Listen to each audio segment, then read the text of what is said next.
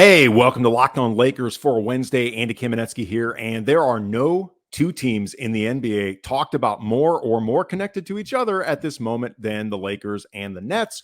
Where do things stand with Kyrie, KD, LeBron, trades, etc.? We're going to get into all of that with Adam Armbrecht from Locked On Lakers coming up next. You are Locked On Lakers, your daily Los Angeles Lakers podcast. Part of the Locked On Podcast Network, your team every day.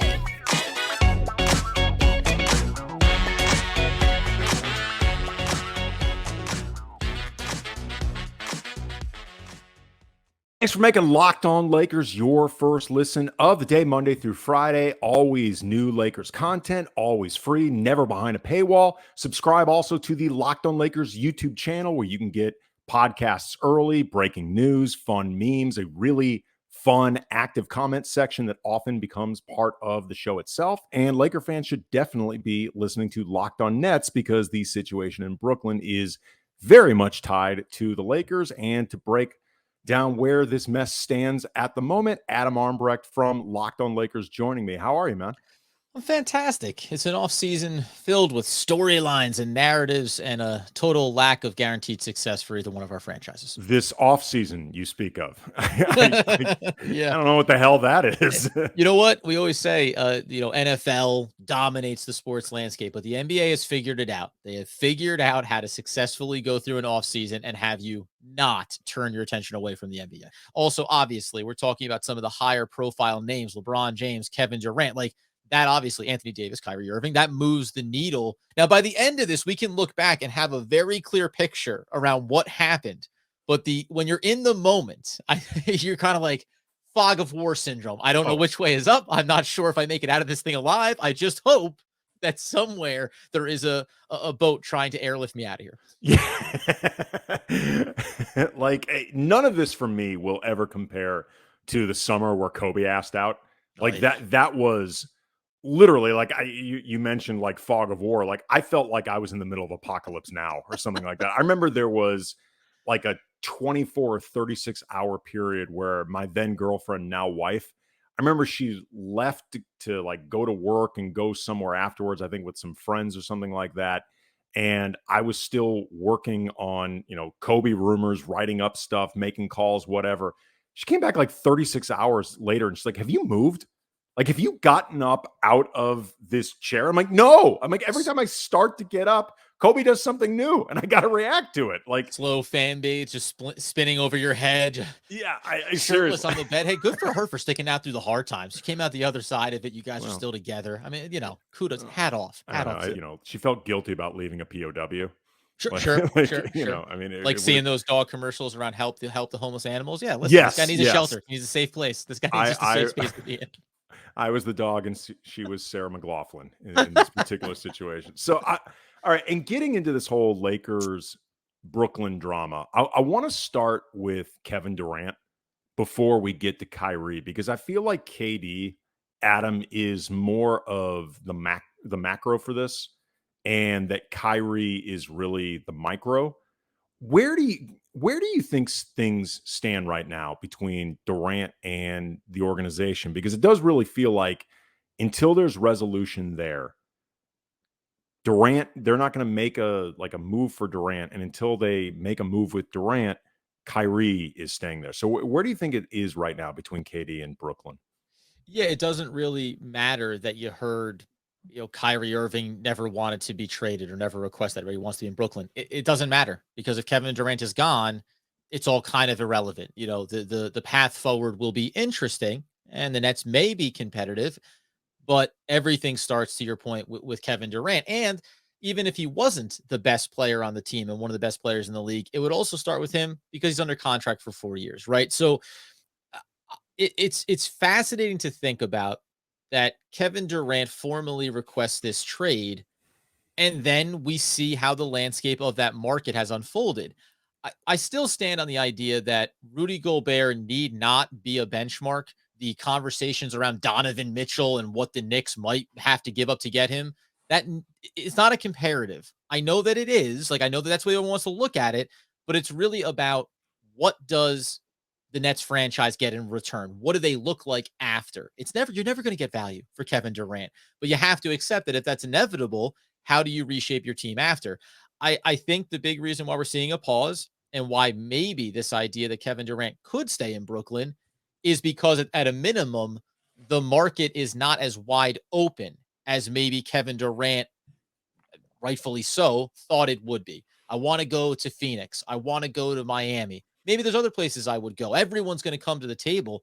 Yes, but do they have the assets to come get you? And do they have the assets to come get you and still leave you on a competitive team? I think all these things do kind of pump the brakes a little bit here for Kevin. I think for Kevin Durant, I'll be curious if we start to get more information around when he looks out at the landscape. If it's about winning, he may come back to neutral and say, at least in the short term, the Nets may be my best option. Yeah, and I'm really glad, Adam, that you brought the idea that you can't directly compare this to like the Timberwolves Jazz trade for Rudy Gobert, because what he means to Minnesota, and if you think they overpaid for Rudy Gobert, that's just a separate context entirely than what you have with Brooklyn and Kevin Durant, who's under contract for 4 more years, which undercuts, and we'll get into this, some of, I think, the leverage that Kevin Durant could hold over them. Like, do you think there is actually a price for Durant that could be met? Because you keep hearing that the asking price is really, really high, but I also understand why it would be that high, given everything Brooklyn did to get him in that building, in a lot of ways cater to him to make him happy. Yeah, so there's 2 parts to it, and you mentioned when you talk about the Timberwolves, any team in any of these big name trades, how desperate is the team that's looking to get there, right? So the Timberwolves, I think they saw, hey, we scratched the surface of playoff basketball, and we know that we have Anthony Edwards, and that can mean something. We still have Cat, so we need to swing big here and see if we can maximize an opportunity, especially when you look at the West and you go, hey, there's some open paths here. Like, we could be one of those teams that gets talked about. So a desperate team will sacrifice more. And swing big for Minnesota. Yeah, what is the goal? And, fans don't want to hear this, but trading for Rudy Gobert doesn't mean that the Minnesota Timberwolves, in their heart of hearts, think they're going to win a championship. What it does mean is we're going to go to the playoffs. And we're going to go to the playoffs every year for the next 4 or 5 years, whatever it is, and we're going to make money. And we're going to be competitive, right? Like, that matters. There's a business side of this that matters to smaller market franchises. Yeah. And a swing like this says, we're about to increase our profit margins X-fold. And we're also going to give the fan base some satisfaction. We're going to give Cat some satisfaction. We're going to give a young star like Anthony Edwards some real reason to want to stay here and be a part of this, and maybe not say, I don't know if I can win here long term, and I may want to go somewhere else. So all of those factors play a role. When it comes to the Brooklyn Nets, the fascinating thing, I think, is you asked, can a price point be met for Kevin Durant? If not for the James Harden trade, where the Nets gave up so much of their draft capital, I think this actually would look a little bit different. Not that they would view Kevin Durant's value any differently, but you could say, hey, if you give me 2 quality players and 3, 4 first-round picks, right? Maybe some swaps involved. Oh, we can get into a conversation. But I do think there is a short-term, long-term approach here that the Nets are taking of, not only do we want to be competitive, because we're not totally far away from being a small market team who hasn't had a lot of track record of success, and blew this window of having Kevin Durant and Kyrie Irving and winning some playoff basketball games. So we have that. We want to be competitive, and we need to also restock this thing that we lost in trading for James Harden. And we also lost young talent in Jared Allen specifically, only name you really need to pull out of that group. So I wonder how much that weighs on the decision-making process. But again, let alone meeting the price means stripping another team. We talked about a lot of the different examples. Scotty Barnes is the big one for Toronto, right? There's no way we couldn't possibly touch him. Now, I personally think that if you're Toronto, you're insane to not give up a kid who's young and incredibly talented, but has also never sniffed the jockstrap of what Kevin Durant has done in his NBA career, right? There's a difference between potential and actual accomplishment. And that is rarefied air among teams and players that are all incredibly talented. We know that. But if I get OG and Trent Jr. and Kem Birch and then a slew of picks, is Siakam, Van Fleet, and Scotty Barnes with Kevin Durant, is that enough to win a championship? Does that put you in conference titles? I think it probably is. Yeah. Now, if you keep OG, but you give up Scotty Barnes, is OG and Trenton? I think it still is, right? And that's where I think there's this discrepancy around what the Nets are asking for, what fan bases feel like their team should not give up for Kevin Durant, and the box that you check if you make the trade. If you check the box, conference finals, feeling pretty good we can win and go to an NBA finals, I think those teams are going to eventually come to the table and start to accept what could feel like a steeper asking price. All right, coming up, there's one more really central question involving Kevin Durant before we move on to Kyrie that I haven't really heard answered definitively yet. And I'm not even sure there is a definitive answer, but want to get your take on this, Adam. And we will talk about that coming up next. Locked On Lakers brought to you by BetOnline. BetOnline.net, your number one source for all your betting stats and sports info. Find all the latest sports developments, league reviews, and news, including baseball, boxing, MMA, NFL futures, and a whole lot more. It is never too early to start betting on the 2023 NBA champions. And there has been some movement with the odds makers. The new clubhouse leader, the 2021 champions, the Milwaukee Bucks, they are the 6-1 favorites. Boston has fallen just behind them at 6.25 to 1. Golden State 6.5 to 1, followed by the Clippers, the Suns, and your Los Angeles Lakers now coming in at 9 to 1, jumping up a bit from 10 to 1 not that long ago. Maybe Vegas thinks they know something about Kyrie Irving or Buddy Hield or Miles Turner or just Russ, LeBron, AD actually figuring it out. Whatever. But either way, Lakers starting to climb up a bit. BetOnline is your continued source for all your sporting wagering information, from live betting to playoffs, esports, and more. So head to the website or use your mobile device. Learn more about the trends in action.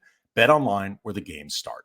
And Locked On Lakers also brought to you by Doer, the new sponsor of the Locked On Lakers podcast, just this show. And we are stoked to be in business with the purveyor of the world's most comfortable pants. Doer is clothing created with the belief that comfort, style, and function all exist to complement each other in design, and a single pair of Doer pants can take you from the bike lane to the boardroom to dinner with friends. That is the versatility you get with Doer. There's no more need to lug around different outfits, changing clothes in a bathroom stall like a dork. And this is what's also great. 95% natural fibers are being used to create Doer. So unlike most conventional performance clothing, which uses primarily oil-based synthetics, your clothes with Doer are actually good for the planet, and the earth needs all the help it can get. So drop by the store in LA, 170 South La Brea Avenue. It's in Mid-City. You can see the stuff up close, feel it, just see how comfortable it is. Or if you're not in LA, order online at shopdoer.com. Either way, use the exclusive code for our listeners, the Locked On Lakers community, to get 15% off at Locked On 15. Again, Locked On 15, 15% off. Shopdoer.com. DUER, Doer, the world's most comfortable pants. Can I pop in here for a second if I could? Sure. If I could.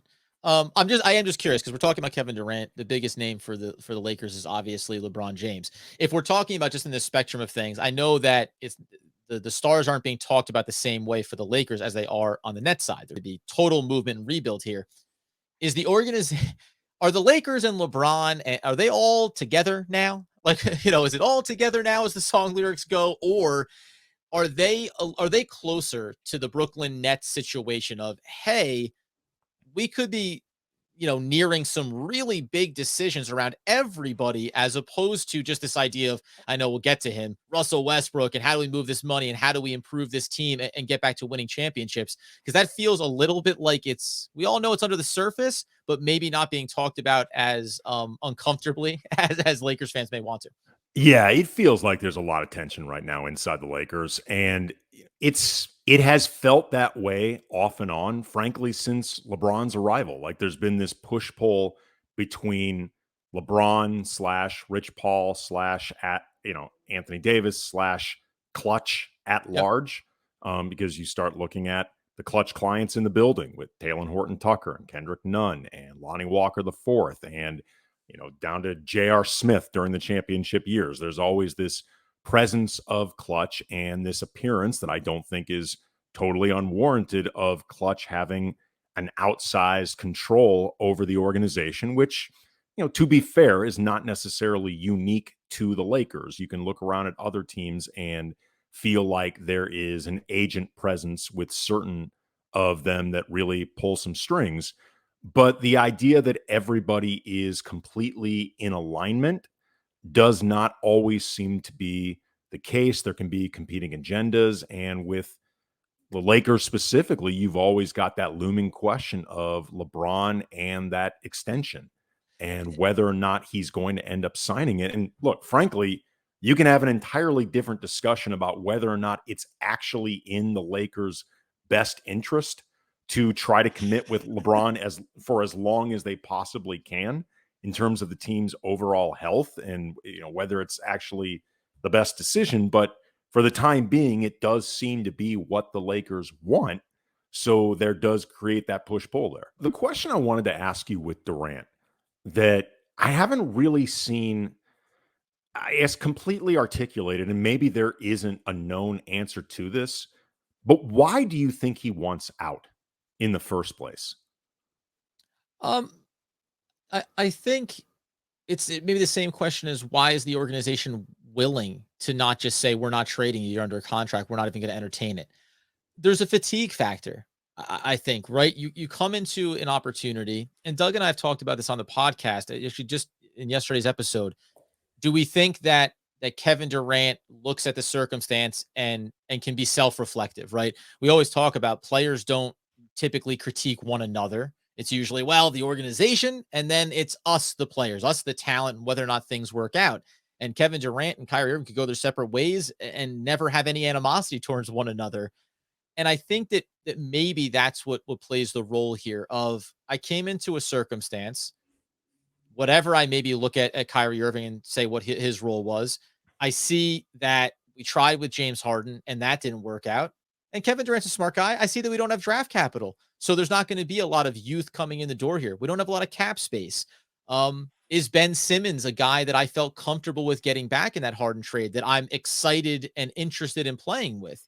All those things can lead Kevin Durant to saying, I made a big move from OKC to go join the team that had beaten me. And then I won championships, but I wanted to go do it on my own. Now, in trying to, quote, do it on my own, I realized that there's a lot of things that come along with that. There's a lot of responsibility that comes along with that. And whether or not that ends up working out can influence how you want to look at the last 4 or 5 years, right? A lot of, as if you're watching on YouTube, you may see some buyer's remorse, right? I bought into this thing. I'll go with the Joe Bluth. I bought into this thing, and now I don't know if I should have, right? The grass is not always greener, or it's not always worth the extra lift. And I get it. Like, I can understand that. Now, do I find it surprising that he signed the extension and then immediately turned around? Yes. Because that, to me, is losing the forest for the trees. If you couldn't see that things were looking a little tumultuous and we're going to be a little rocky here, you didn't have to sign the extension and we'd be having a different conversation around you. Instead, you just start to look at the landscape and think, where else can I go? Who else can I team up with? And I can maybe see the writing on the wall. Maybe it's not going to go sour this year, but it's not. It will at some point over the next 4 years of my contract, and I'd rather get somewhere else now before the bad times start to roll. Well, you did say, though, the 4 years of his contract, he did have to sign the extension if he wanted to get the 4 years of the money. Yeah, there's a clip. Yeah, and you know what? People don't mention that in the same way. It's the same way we talk about with Kyrie Irving and his negotiations this offseason. You want the max money, the team that has you can give you the max money, and then a different decision can get made. And I will just say, from a macro level, I continue to tinfoil hat myself on this around when things went bad with James Harden and they knew they were going to have to trade him. If all parties involved, organizationally and the player, said, okay, this did not work out, and we're all starting to think about what it looks like to move forward. Yeah. And I hate, you know what, too? I hate these conversations. I have them with, I don't hate the conversation with you. But I had these conversations and everyone's going to say, I'm right here. Oh, Jesus, I mean, at least do it to the side. I mean, you look all, wait until your brother's text on. Doug about how bad it's going, but I'm right here. But no, because everyone wants you to have this aggressive, the term hot take around it. I think that all these things are nuanced. Like, if you think about yourself in a day-to-day decision around the choice you're trying to make professionally, personally, you go through iterations of it. Like, you try to beat it from every different direction so that you can make what feels like the smart choice. And it's not unreasonable to do that from both player and then also from the organizational side. Okay, shifting to the Kyrie piece of all this and how Sure. it directly affects the Lakers. Do you buy the galaxy brain take that's going out there that Durant really asked for this trade as a separation from Kyrie? That like that, galaxy brain might be too strong a take on it because I guess that it is possible that KD has just decided, you know what, I hitched my wagon to the wrong guy. But I want to hear what you have to say about it, and then I can explain why I think it's a little too galaxy brain, depending on what you say. Yeah, at the high level, I think if Kevin Durant didn't want to play with Kyrie, he could just go to the organization and say, "I don't want to play with Kyrie anymore. You have me Yeah. under contract. You need to move him." Right? Now there's the PR piece about whether or not this cage. There's the PR piece about not wanting to have that be a part of the image. I'll backtrack it to the negotiations with Kyrie Irving the off season. While we understand players support players, but I'll tinfoil hat. Did Kevin Durant look and say, well, they offered you 2 years at max dollars, and years 3 and 4 will kick in at max dollars if you play X number of games. We're going to be here for 4 years together. Aren't we going to play max games and you'll make max dollars and we'll win basketball games like that? I don't know. The other side of that coin was saying, why wouldn't you just give him the max? I want to be here with him. I understand if Kevin Durant doesn't want to play with Kyrie Irving anymore. Nothing to even do with a personal thing.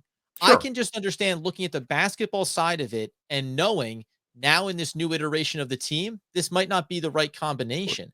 And by the way, why you hear the rumors of Kyrie and LeBron James talking, two guys that maybe aren't as tight personally as they envision themselves professionally, where we have had success together, right? And the only other little caveat you can add in there is that because it's been reported that from the Nets side, they told Kyrie he could go seek a sign and trade.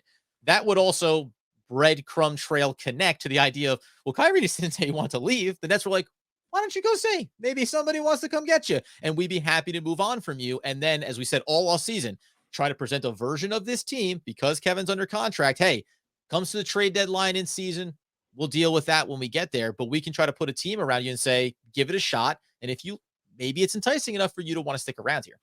All right, let's get more into the Kyrie of it all because that is the most direct part of this with the Lakers, and for a lot of Laker fans has been the F is going on, man. Get this guy on this team now. Do it, Pelinka. Let's wrap this thing up. Let's talk about why it has not been wrapped up, and we'll get to that next. All right, so Adam, you had mentioned at near the top of the show that New York Post report from I believe Brian Lewis, where sources close to Kyrie had told Lewis that Kyrie doesn't even want to be traded to begin with. He opted in to be a Net, not sure whether he wants out still. Narrative is coming from. Do you buy that Kyrie actually wants to be a Net, or is this just spinning, reclaiming control, recognizing the damage he's done to his own reputation? Yeah, he goes in on the player option, so he already buys into the idea, hey, pausing the negotiations, I go out and have a great season. I'm guaranteed to get a big contract from Brooklyn or from somewhere else because my market value isn't that high. I can say it's a little bit of spin in the idea of you go to market, nobody's coming for you. At the very least, they didn't come knocking when you were allowed to go look for it. And the Lakers, as I know we're going to get to, are trying to get Brooklyn to help them take care of their own problem, which really makes it hard, especially if the Nets are still trying to look at an angle where Kevin Durant remains on this team. Okay. Before we get to that specific question, because I know I want to ask about that, is the relationship, do you think, between Brooklyn and Kyrie bad enough that they can't bring him back, won't bring him back? Basically the same question the Lakers are faced with, on their end with Russell Westbrook and that possibility of him being on the team next season. I don't think so, because we've even talked about the version of Kevin Durant does get traded. Can the Nets move forward with just Kyrie Irving? Kyrie Irving is if nothing else, a self-reflective individual. he's come out publicly and said, handled the Cleveland thing wrong. Could have done a better job there, tried to mend fences. We also say the bad part is that he's always making mistakes to be reflective about, right? So it's always a new mistake. I think that he can be coming back a little bit, hat in hand around, hey, I could have done things better. We could have handled it differently. I think the Nets organization can say, maybe we could have pressured the city more, a unique set of circumstances. Very few cities kept that in place around the mandate as long as New York did. So another team in another city, this wasn't even an issue this past season. I think it's not as strained as maybe it's perceived, but specifically when it came to the extension, again, the Nets were willing to commit max dollars for 2 years and just say, you play games, we're going to give you the full 4. So I don't think it's that strained. I do wonder if ultimately this, again, public perspective versus what player and organization wants, where Kyrie, you want to say all the right things to present the best version of yourself, including selling yourself to the Lakers and saying, hey, Lakers, I know you have a strained relationship. There's a lot of tension with LeBron, but I might be the guy you want to come and bring in here to help it all work out, right? So I think there's a lot of PR work on all sides, and I know this is a terribly PC answer. I think that every version that's been speculated can be an outcome here this offseason. But to your point about would the Nets make a move with Kyrie prior to having resolution around Kevin Durant? Yes, I do believe so. If the right opportunity had come up when he was offered the opportunity to seek a sign-in trade, they would have pulled the trigger on it. Now that slightly predates the Kevin Durant trade request, but this was reported going back to the start of the offseason that the Nets were willing to lose both if they needed to make a decision around one. And that, at the very least, does seem to be a true statement around the Nets organization this offseason. They understand what it is to be a part of a team that has superstar talent. They also understand they maybe sacrificed a little too much control over these last 3 seasons, and they just need to reset the hierarchy. So there's a little bit clear understanding. And if that means that you lose them, so be it. And I think that I actually think it can benefit the possibility of retaining Kevin Durant if you make a move with Kyrie Irving. See, that's where I think the Lakers are in a really difficult situation, because I know that fans get really impatient, particularly with reports out there that the Lakers have been unwilling to include both of the picks that they have control over till like roughly 2050 or something like that, in a potential deal, or that they don't want to take on Joe Harris's money. They'd rather have Seth Curry because he's less expensive and he's expiring this year. I kind of feel like it doesn't really matter. Like, you can debate whether or not that's a good deal for the Lakers or too much to give up for Kyrie, whatever. But I feel like from the Nets perspective, with the with the uncertainty with Durant, 2 first-round picks that are so far down the road, you really don't know what they're going to be. They could be really good. They could be, low 20s, like not great. And losing Joe Harris, who is in his own right a flippable asset, I don't think that's enough of a return to risk losing Kevin Durant. Like, you have to treat these as connected deals. Yeah. And that's the best deal the Lakers could offer, save Rob Pelinka engineering some extremely complicated deal. I feel like for the Nets to trade Kyrie without having resolution for KD, it needs to be either so good that they know KD is going to have guys that he can play with, and that'll give them confidence about their competitiveness, or so good that they're like, look, this is just too good a deal to pass up regardless of this situation, and be irresponsible. I don't feel like the Lakers are actually in a position where they can create a deal like that. So in some respects, I don't think it actually matters what Pelinka's offering. Yeah, no, I 100% agree with you, because again, now we say one trade does not construct another. However, if you're going to talk about Donovan Mitchell, in 6 first-round picks, okay, it's a big asking price, but is Kyrie Irving's value currently diminished relative to his talent? It sure is. But are the Brooklyn Nets going to stand here and say, yeah, it's been a rough few years for Kyrie, so we'll take a first-round pick? You're out of your mind. The guy is literally in his prime right now as an NBA talent. And from that perspective, the Lakers are one of the worst possible teams for LeBron James to currently be on and be saying that he wants to have Kyrie on his roster, right? Because they don't have a lot of draft capital. They don't have a lot of young talent that's terribly attractive, or you'd look at as, developmental cornerstone pieces.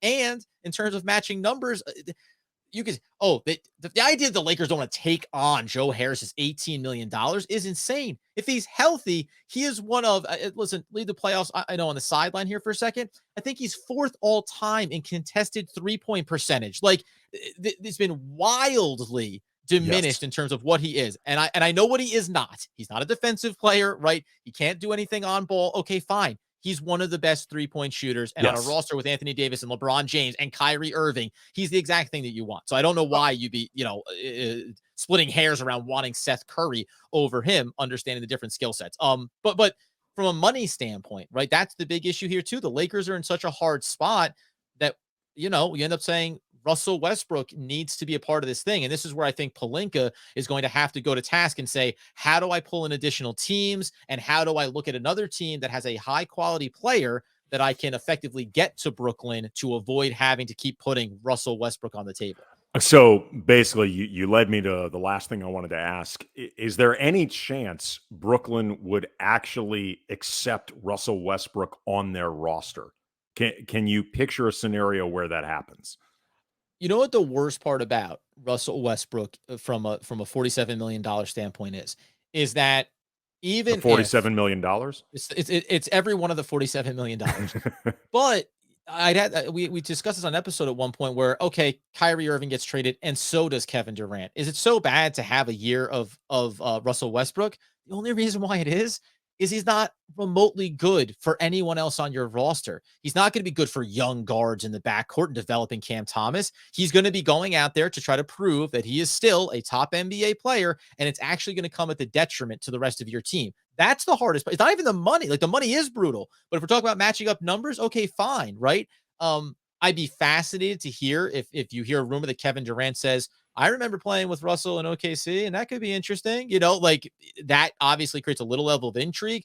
But boy, if you're the Nets and you trade Kyrie Irving to the Lakers and you take back the Russell Westbrook contract, I think then it is signed, sealed, and delivered. Kevin Durant is getting traded, because that's not the version of the Brooklyn Nets that entices Kevin Durant to want to stick around and see what could happen. That is a death sentence for it. So depending on how you feel organizationally, you can choose to make that move, and then you sacrifice this 1 year. Okay, like I can stomach that, but not if the premise is we can keep Kevin Durant and we're going to take back Russell Westbrook. That I do not see being possible at all.